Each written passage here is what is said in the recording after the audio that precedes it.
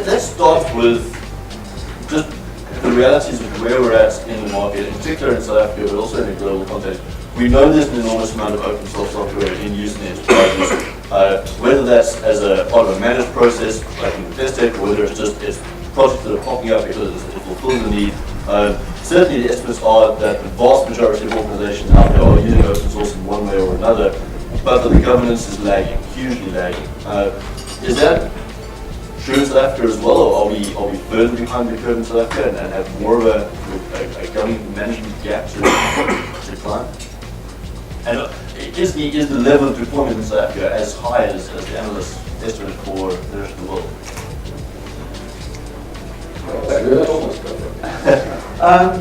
There's a couple of things. I mean, the one part is the level of business adoption versus the level of technical adoption. I think that's what one of the questions alluded to there. In terms of business adoption, we're definitely behind the rest of the world. Technically, lower down in the company, the techies, the programmers, if they see the value of open source, they know the value of open source, and because of the constraint the business is under, especially at the moment, it's being deployed. It's being deployed quicker and quicker, more and more. The opportunity is for people like investing to grab this wave of open source that's happening inside companies in any case. Tian spoke of governance to try and say whether or not it gets deployed. What we're seeing in terms of our audits, it's getting deployed pretty much everywhere. Anybody here who thinks there's no open source in their company, come speak to either of these guys to do an audit for you. There's open source in your company. And businesses have the opportunity in South Africa now to embrace this, to really utilize what open source can do for your company. But only if you embrace it can this happen. Sure, can you guys like that? I'll say something. I think when we started around 2002, we were going to companies to try and explain what is open source, what is Linux. It was a real road. We got shunned, we got sent out, and now I walk into any company and we don't need to explain what open source is, we don't need to explain the principles. They all know it, they've adopted it, even into business. Business has heard of it. The CIO is saying, I was in a meeting earlier this week, the CIOs are saying we must get rid of our proprietary Unix, we must adopt open technologies and open standards, open systems. And that's really exciting to see. You cannot afford to not go on some open source path in your organization. You will be left behind from an IT perspective. So from that point, I think definitely, I think we do lag a little bit from an application and middleware space in the open source market in South Africa. As we see our colleagues in Europe, they're already saying we're doing a huge middleware application. We in South Africa, on the other hand, have the Linux and the infrastructure really well covered. Most companies are already there, and now slowly moving into the middleware and moving up the stack into the application, into the cloud and management tools. So definitely. The open source conversation often seems to start off focused around price. People seem to fixate quite a lot on the cost, and maybe that's because the term free is a little bit misleading. There are a lot of other advantages to using open source software, right? There's a lot of key advantages to deploying software where you have access to the source code into the community and so on. Are businesses fully aware of what those advantages are? I think the technical advantages of open source has been proven over and over. And most companies here, I think their IT technical staff would stand up and fight for open source. One of the big challenges we're seeing at the moment is business, the two don't really meet. Because business has to focus on governance. We can't chuck governance out. So the question is, how do we merge those two worlds? Because if business realizes the value, the technical value that open source gives, but it also gives you manageability, etc., if you do it properly, to address all the governance risks. And technically the guys will always back you. We need to get the governance guys and the risk guys to understand it's better to deploy open source, but deploy it properly. So just my 2 cents.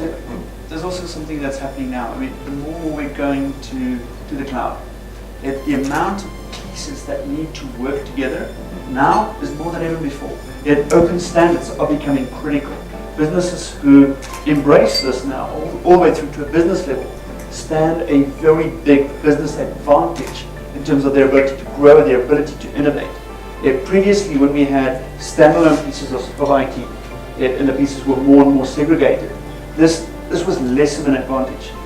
People noticed it, the techies noticed it, there was a real business value. But this is getting exponentially more important to be able to grab the open source, to be able to embrace open standards.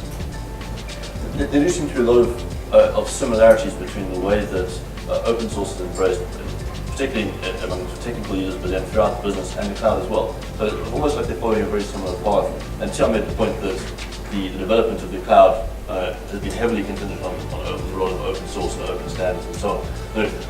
I guess the question I'm asking is whether you see that sort of concurrent evolution of the adoption of cloud technologies and open source technologies in enterprise.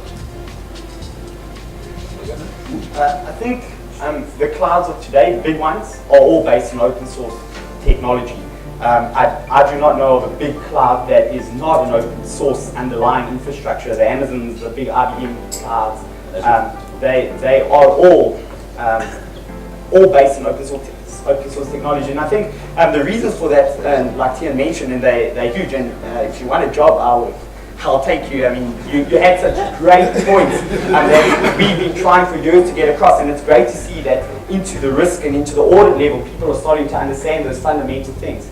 And that lower cost to entry, how the developers can go and innovate, started a lot of the cloud technologies. I mean, it was NASA, it was Rackspace, it was those guys that built those technologies with this open frameworks and open standards. And a big thing in the clouds is standards and being able to move from clouds and be able to go where you want to, when you want, without being locked in. And that's what open source brings. It brings a standards base because you need to collaborate in the community. And you can only do that if you're all doing it off the same base, if you all can understand the code. And I think that's where, from the cloud, the adoptions happen, the innovations happen, and that's where we are now today. The proof's out there. Same thing, the innovation, where is it happening? All the innovation that's happening at the moment is happening around open standards, open source. Cloud is one of them, big data is the other one. This is where things are going, where IT is moving towards. The single player that has a piece and they carve it out for themselves and they knock out everybody else, those days are over. We're simply not seeing that anymore. And I think this scares the risk and governance guys even more. IT is becoming fluid. Where's my app? Is it on that guy's phone? Is it in my data center? Is it sitting in another data center? They get very nervous. And I think the challenge from a lot of the people was we must take the open source mentality and start imprinting that on business and on the proprietary world, and I agree.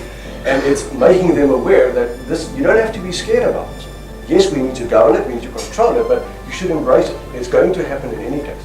And what a fantastic time to be in IT at the moment. It's really, really challenging. For sure. Sorry, I want to touch on it. The message into business is really important. And there's essentially two options. Because like I said, that open source is happening, right? And it's going to happen to every business more and more.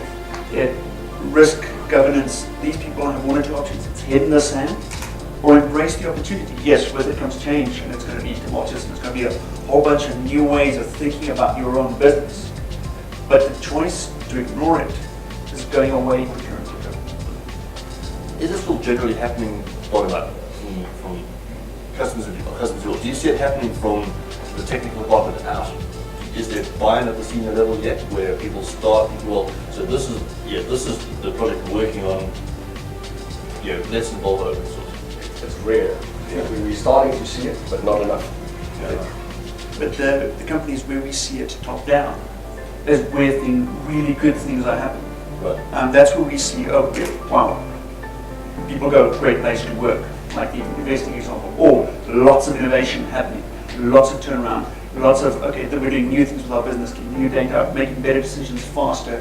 That's what we're seeing once there's that top-down business decision that supports the bottom-up adoption. Is there sufficient understanding of the difference between, say, something that Tian and Graham both mentioned, the community versions of software, the enterprise fully supported versions of software, pre-packaged, so Oracle maybe as an example there. So that there's open source software, but it comes in many different forms, and there are pros and cons in each case, right? Can never educate enough, and that's still probably the thing that we all do the most.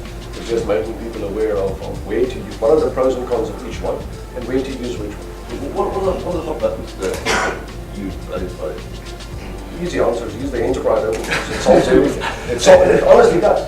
It solves the technical innovation and speed that people want. The ability to scale up, scale down, these small footprints, you name it. But there's the governance risk side. And the community open source guys will never address that, never. It's not what they do. So you need enterprise open source vendors, and they will merge those two worlds for you. The alternative is you can do it internal if you want to, but then you become a software vendor. There are other guys that are doing already, and many of the vendors that Jan-Jan's company presents, this is what they do for a living, is take the wonder of open source technology, which we all agree on, but they make it ready for the business to consume. And face it, IT and business, they usually don't sit around the same table. So this is a way to address that and not have to worry about it. And all of that is addressed for. From my side, we're still seeing it. A lot of people are still asking the questions about what are the differences in risk? What is the different implications for me when I make a business decision going community or enterprise? And there's actually so much around it. The piece I can recommend is grab one of these two guys or ourselves, invite us in for a meeting, speak to us. It helps speaking to an expert so that your business people can understand, you yourself can understand what is the difference between community, enterprise. For my business, what is my risk appetite? How do I manage it? How do I make sure that I manage my assets properly? My team was thinking about what are the options around that? And these things is simply a matter of conversation and having more and more conversations. And I think the free thing comes up again around, is it really free? The free in open source isn't meant to be free as in no money, it's free as in freedom and choice. And in an organization, you have a choice. You can run completely open source. That has a cost. The cost is, I need developers, I need a team of people to manage that open source product. They need to keep their ear in the community, what's happening, what features are coming, how does it impact me, what is security like, and they have to employ people. That costs money and they need to spend effort and energy to do that. Then there's the enterprise open source products out there, and that's what that enterprise vendor does. They're in the communities, they're developing the features enterprises want. They're talking to Dell, they're talking to HP, they're talking to IBM, they're finding out what is the new architecture, the infrastructure, the hardware, how's the networking work. They then go build the drivers and support it, and the vendors then certify that, and then they release that to you as an organization who can consume it and get on with your business, which is not manage a community, which is not look for security risks in the product. You just want to click patch. When the vendor says patch, you patch, and it must work, and they must guarantee it, and you can fall back on them. So there is no, or the cost is reduced going the enterprise route because you have somebody that does that for a living, whereas you're not fumbling around trying to do it yourself. On that point, how do you protect yourself from disagreements in the community? Like MySQL and the MariaDB, the preferred server for the display like your Windows stuff. There's the reloading to wildfly of JBoss and releasing a community edition named Alpha. Now we've got to go and sell that to business that we put in a stable JBoss server that's named Alpha. It's creating havoc. And they're kind of bullying you into buying us. Would you like the sugar-coated answer or the bitter? That's the challenge with community open source. You are now the vendor because you have to go and convince business that what the community is doing there, named Alpha, not all the security patches, is okay for mine. Or you can just go for the enterprise business. That's their job. That's what you pay them. So if you look at the Linux vendors presented here today, most of them have had their challenges with KVM and Zen, which virtualization. And both of them for some time supported both, making you as the business, you can just consume. You don't have to worry. Let them worry about it. That's once again the value of paying that subscription. Yes, there's money involved. Compared to the proprietary alternative, a drop in the bucket. And that's why enterprise open source is truly the answer. It addresses both technical and business. And I think to that point, that enterprise vendor bridges that gap for you. You no longer need to actually care what's going on.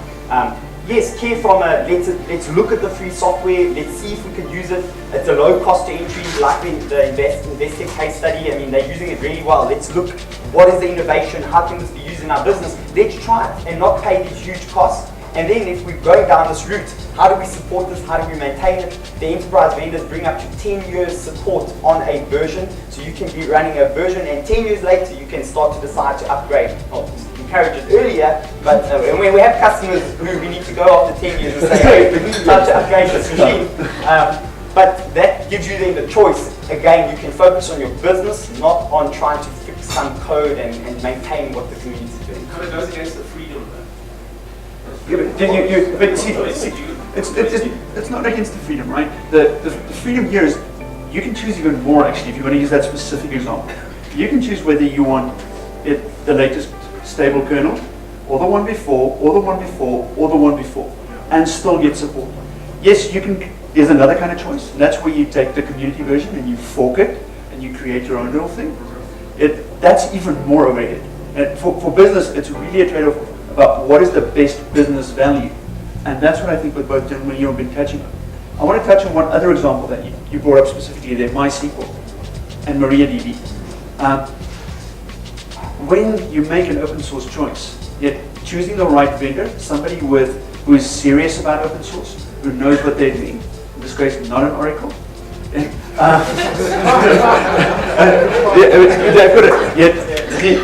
open source vendors are people who know how to take care of their community, who know how to stimulate dialogue, who know how to support their community, who make sure that the innovation, the question, the challenges happen.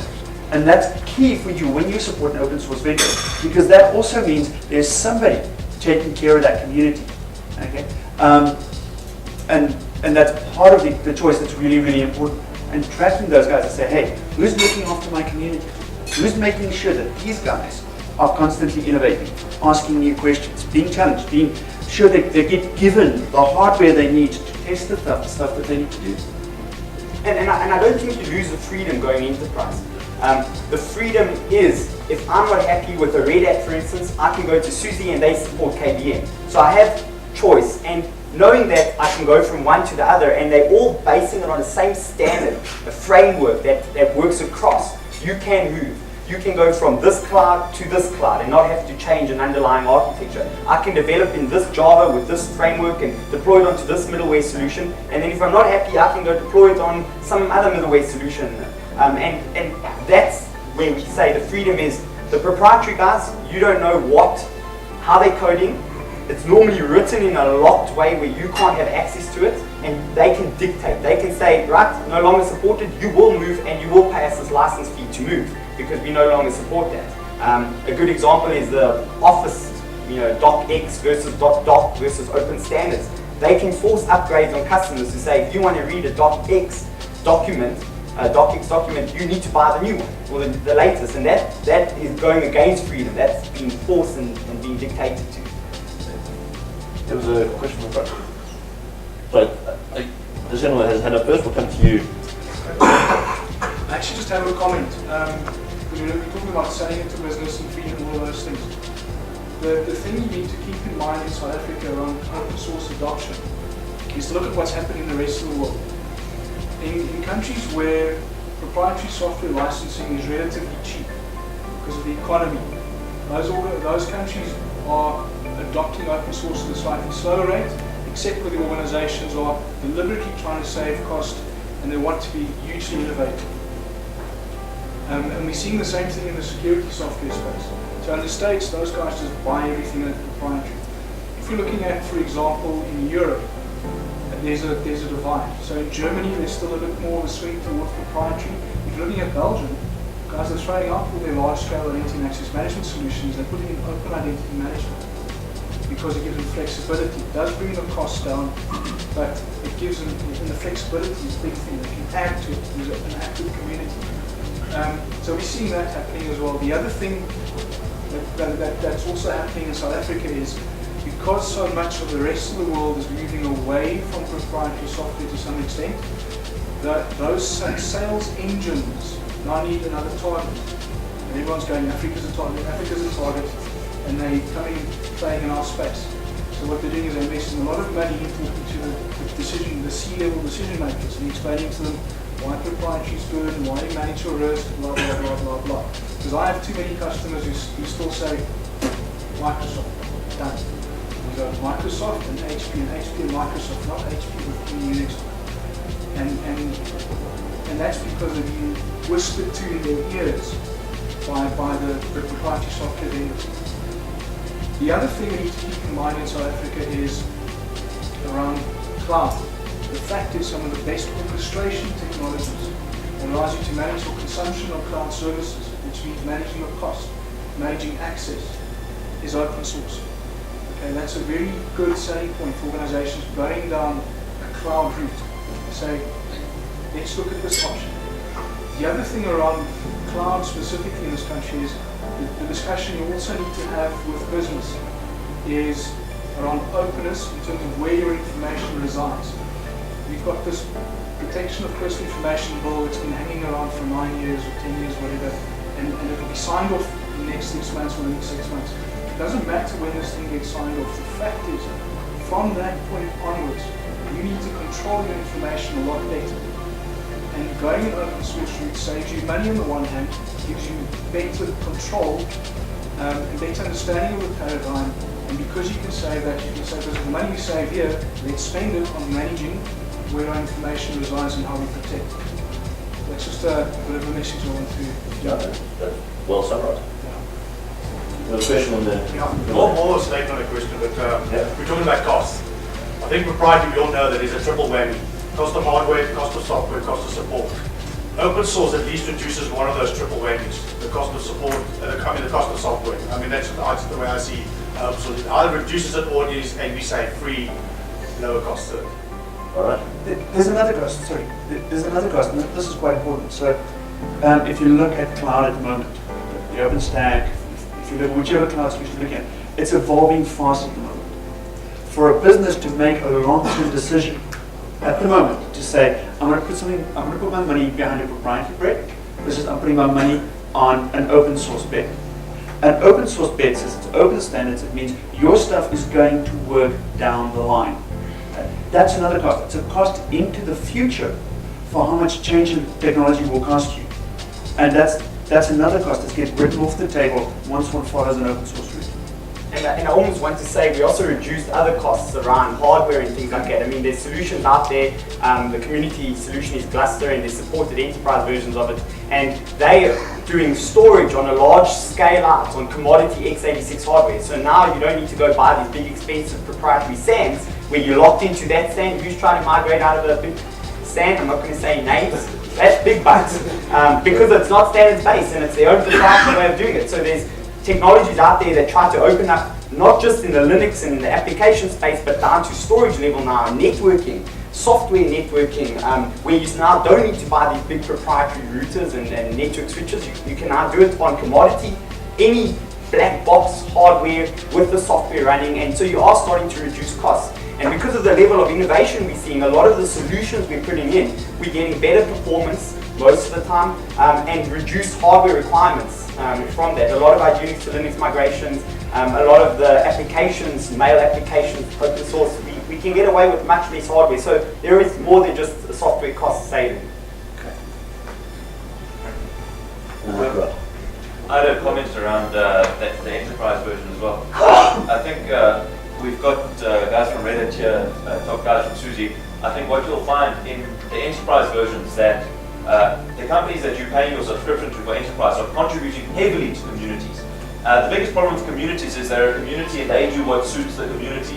And if the community decides, you know, we're going to do this because we want to fulfill this need that a community has, they will do that. But that is often not what enterprise needs. And I think we really rely on companies like Suzy and Red Hat and Canonical and want to really work in communities and they bring the enterprise component, what enterprises are looking for to the community. So they'll often fund R&D. I mean, they'll quote how many dollars of a subscription goes into community. They employ people that work in communities to put together and work towards the enterprise version. So if enterprise says we need management, to community that's probably not a high priority, but to enterprise that is. And that's the value, I think, of what the enterprise guys are bringing as well. It's that full stack picture and not just a particular need.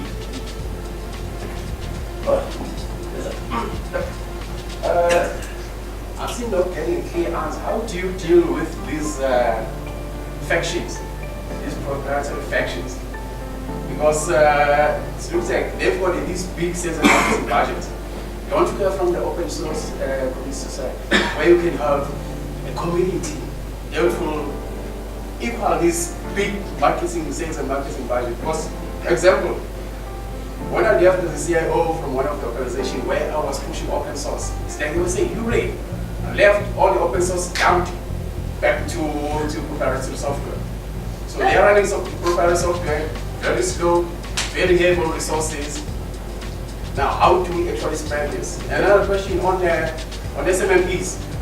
Why are we not spreading these things on SMMPs? Because I'm running my own consulting firm. It's very hard yet on SMMPs. Why are we not pushing it back? So that when they grow with this thing, when they become big companies. Can we double our fees so we have more marketing money to take it It's always the challenge with all of the enterprise vendors. They don't have the billing models that the proprietary guys have. So there's always a marketing mismatch. It's just a fact of life. And then you have small companies like us, we live by selling free software. How stupid is that? We don't have one. So it is a challenge when we're up against the big guys. So if we can double our fees, we'll gladly take them on. But it's about education. If you can make people aware and make them informed decisions, I believe we can start challenging the proprietary thinking like we've all been saying. But just, I'm scared of being very anti-proprietary. There are good proprietary solutions, okay? And I always use the analogy of Goldilocks. The porridge is too cold, too hot, too perfect. And for each one of your organizations, you've got to find the right fit of proprietary, of enterprise open source, and yes, community open source. Because enterprise open source is great at commoditizing certain things. I think if you look at the operating system level, I honestly don't think any enterprise should even consider a community operating system from Linux. The enterprise guys have provided the risk, the technical bit, they've commoditized it. But there are elements within IT that open source has not yet commoditized. And I think Investec is a prime example of what they did. If you look at the development tools, etc., I don't think there's a standout enterprise open source vendor for that environment. So in those environments, yes, go look at the community. Make sure you have a team that manages that correctly. But please, don't think that open source is the answer to everything. It isn't. We'd love it to be, but it's not there yet. We're working on it, yeah. Speak to us next year. So find the mix that works for you. There are exceptions as well. So you take Oracle, markets Linux pretty darn hard, Android. I mean, so there are kind of pockets of being open source that are kind of getting traction through markets. Oracle to EDB is one of them. Those guys are clear migration routes there. That's a big market opportunity. There is, of course, there's the phones. There is the big data being led at the moment by open source innovation. Isn't the OEMs? I want to actually catch something as well. You spoke of SMEs. Please come speak to me afterwards about that. At Managed Mouse, we've got a specific drive at the moment to focus on SMEs to help small businesses with open source as well. And I think it goes down to a bit of champions in organizations. I mean, I think it's just keep championing, keep pushing. We've been doing it for 10 years. Only now do we walk into boardrooms where we don't need to push it, and it's a great sign. And it normally starts at the techie level. Someone in business buys, or they see the value, and then it gets pushed down from the business side. And we have large companies now, banks, insurance, you name it, where there is policies to say, we will first look at an open source technology before we go and look at proprietary. And they still deploy proprietary, like Mickey said, but they first look at it. And I think it's a good start. So keep pushing, keep going. We do lots of SMEs from a small infrastructure, and that's, I think, how we all as business started, with putting in Samba servers, putting in mail servers, Postfix, that type of stuff. So yeah, definitely.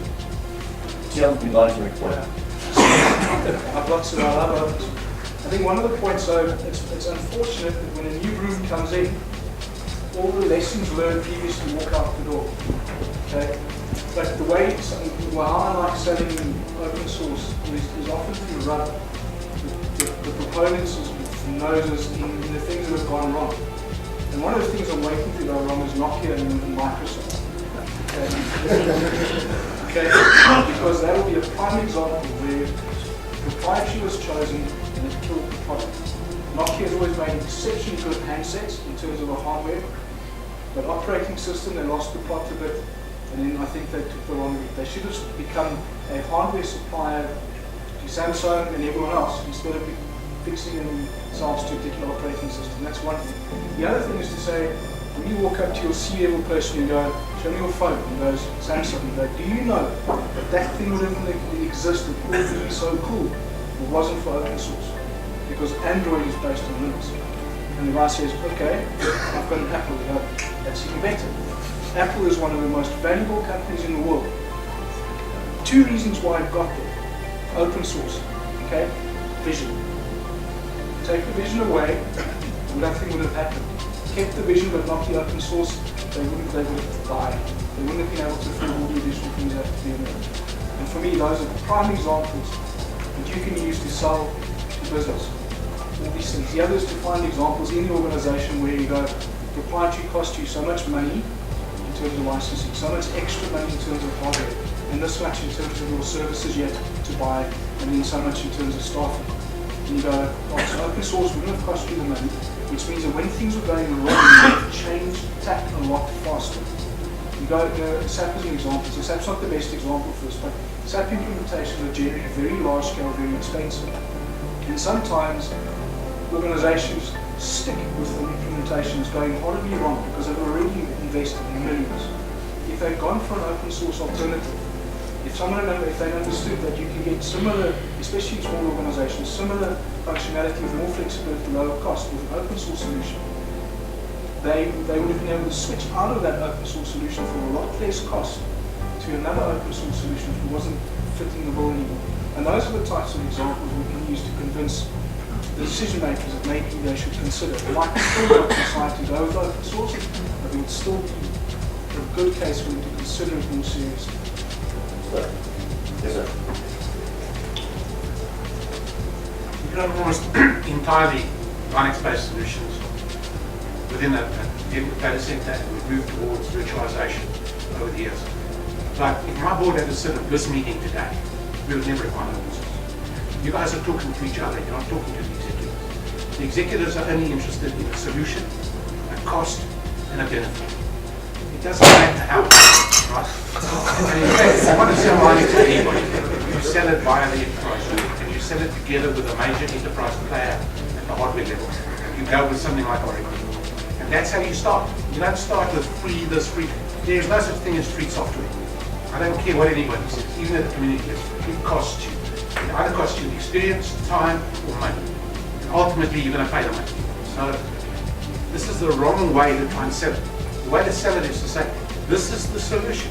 Not do you have a Samsung phone. This is the solution to a problem. This is how you solve the problem. And most people are never going to go big bang. The investing solution is obvious. What they obviously did is they started with a small-scale project to see what they could do. And that's what everybody does, or should do. So you've got to sell it in a different way to executives.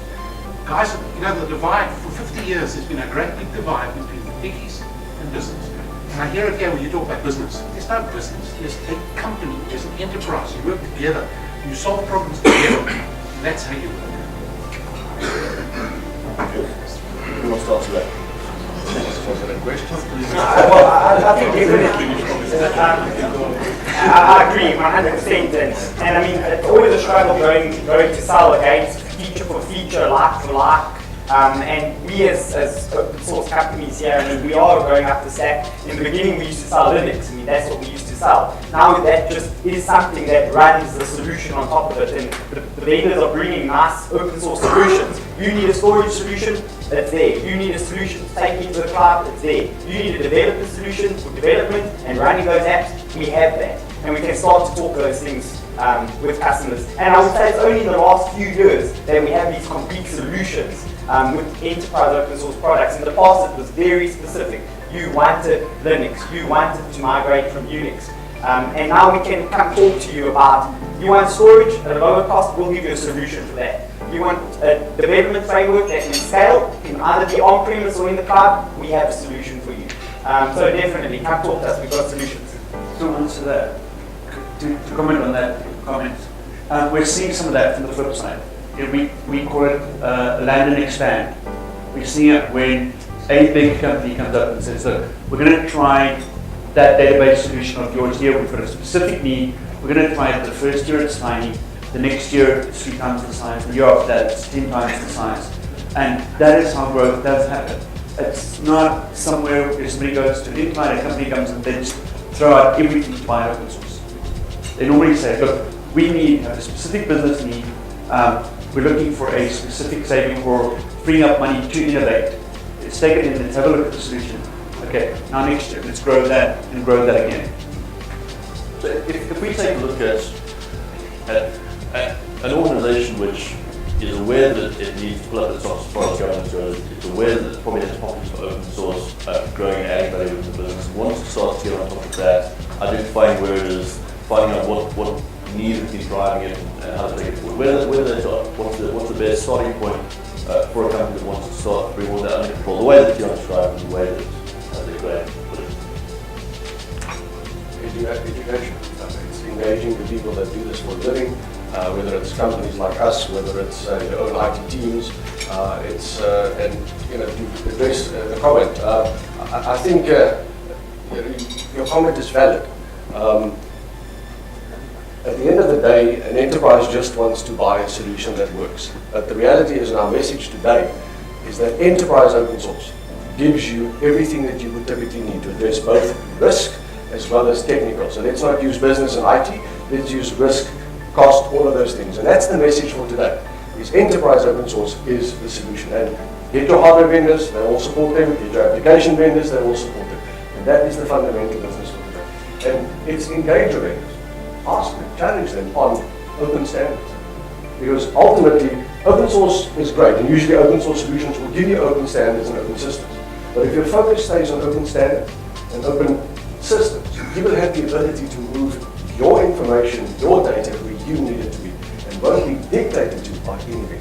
That's the main key. And all of the vendors, if they start playing that game as businesses, we will be able to consume IT in a much better way. Again, more important there, focus on the freedom side of things than actually the cost side of things. So again, that ambiguity of the free that comes up again. The freedom, not the cost. Yes, It's your choice. Reiterate the answer.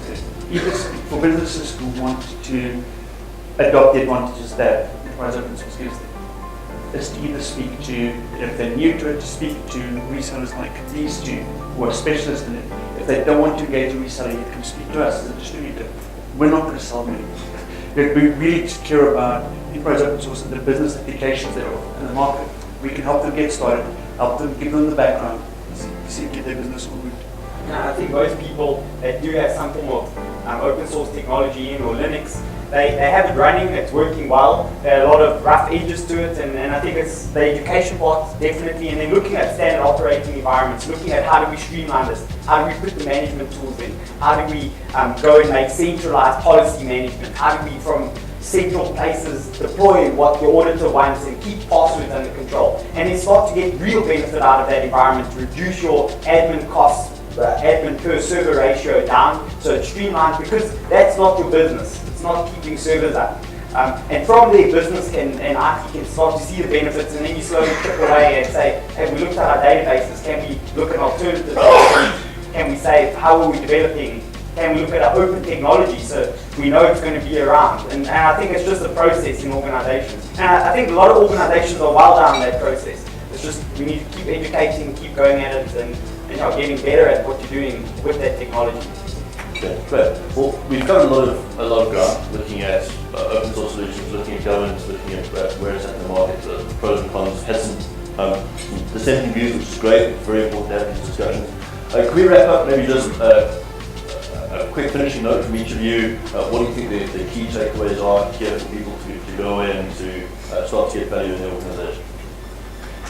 Openness. I think, luckily for us, the NSA in prison, they've probably got the best salesperson at the moment. People are very weary. Where's my data? Who's looking at my data? And it's becoming you mentioned POP is on its way, etc.